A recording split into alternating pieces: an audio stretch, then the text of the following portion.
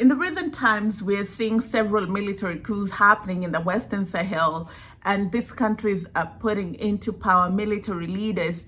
And what's really interesting is that these military leaders are leaning further and further away from the West and gravitating towards Eastern Europe with countries like Russia.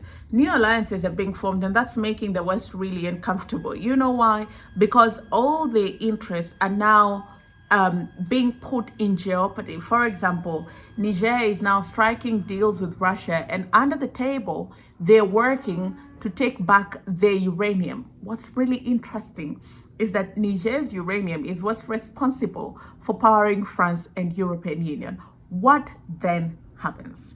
Hello there, how are you doing? Welcome to another episode of our conversations. My name is Ondiro Oganga. I'm a business journalist by profession and a digital content creator. I love coming on here, having conversations with you guys about Black people, Africans, and empowerment, and how we can rise up and take our rightful place at the global stage. Connect with me on social media at Ondiro Oganga. I want to briefly touch on what's happening in Niger. So if you don't know, back in June, July last year, there was a coup in Niger that ousted President Mohamed Bazoum from power. And it was the presidential guard and the junta that carried out this coup that ousted President Mohamed Bazoum. And some of the reasons that were cited for this coup was the fact that there was just stagnation in economic growth. Niger is one of the least developed countries in the world. This country is so poor. It's struggling with malnutrition. It's struggling with unemployment. It's struggling literally with everything.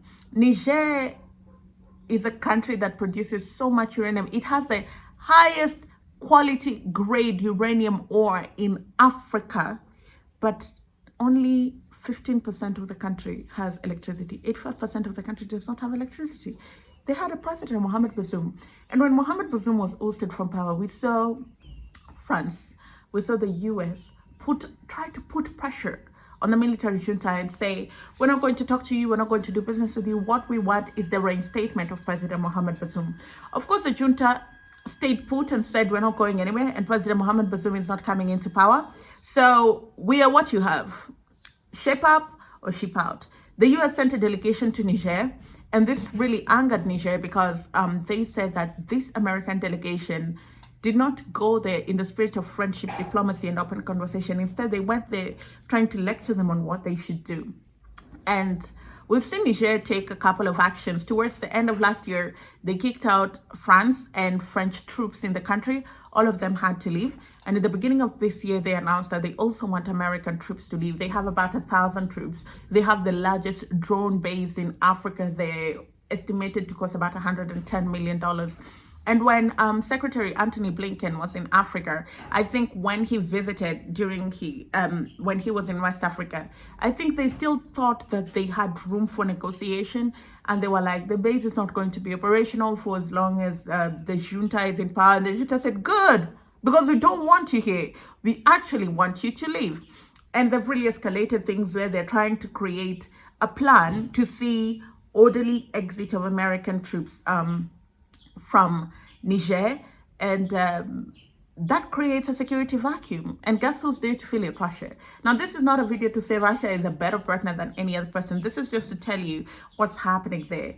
Russia has been taking advantage of the fact that there are military coups and security vacuums in West Africa.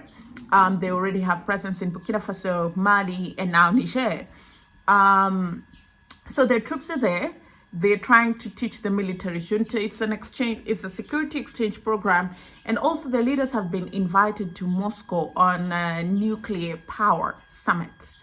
Are you seeing what Russia is doing? What Russia is technically trying to do is they're trying to build back the Soviet style or the Soviet era style kind of influence on the African continent. And they're very strategic in doing it because now it's being said that they're in conversation with Niger to get access to mining permits, and they're targeting French-backed companies that have assets in mining in uranium mines, and that's what they're going for. This really gets interesting. You know why? Because Niger supplied France with 15% of its uranium needs, which then went ahead to power 65% of their nuclear plants, which produce 65% of electricity in France. The European Union also depends on Niger for about a quarter of their uranium needs. That's about 25%. And during that military transition between President Mohamed Bazoum and the military junta, we saw that uranium prices really shot up in the global market because supply had been halted. And at the beginning, I mentioned that the uranium ore from Niger is one of the highest grade, not just in the African continent, but the region. In 2022, they were the fourth largest producer. They produce rather 4% of global uranium, and they're the seventh largest global producer of uranium in the world. So this is a very important country. This is a very strategic country. But then it begs the question, what is happening in that country? Why are they so poor? Why are they so poor? Why aren't their resources helping them? Why does 85% of the country live in darkness, yet 15% of their uranium is used to generate 65% of electricity in France? Why is it that 25% of their uranium is going to the European Union to ensure that there's energy and gas supply? Where is the disconnect? Why were they so hell-bent on wanting President Mohamed Bazoum to come into power? Why? And also, this is not to excuse Russia. Do you think Russia is going to Niger out of the kindness and goodness of their heart? No. They know the potential that this country has. They know the value of uranium, particularly if they can add value to the uranium ore that is mined there. Gets really interesting, right? Gets really interesting. And I think that the military junta need to be very careful, because now, remember that video that I made where it said you're either for the US or against the US? Because if Russia gets access to these mining assets, then the global market is going to be split. And when the global market is split, it then means that the US and its allies can only buy uranium from aligned countries. So it means they'll not be buying Nigerian uranium ore. China and Russia also are like, chances are high, they're going to be the highest buyers. But then why it gets interesting for the global markets is that US and its allies, they don't have any deposits. So where are they going to get their uranium from? They have to source from other countries, which puts them at a disadvantage. But what is the Nigerian agenda here?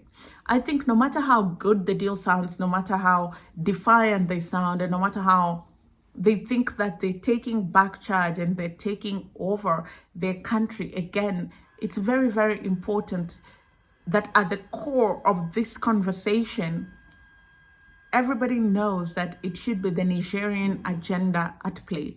France were there to serve their own agenda. US was there to serve their own agenda. The EU was interested for their own agenda. Russia is interested for their own agenda. But what is the Nigerian agenda?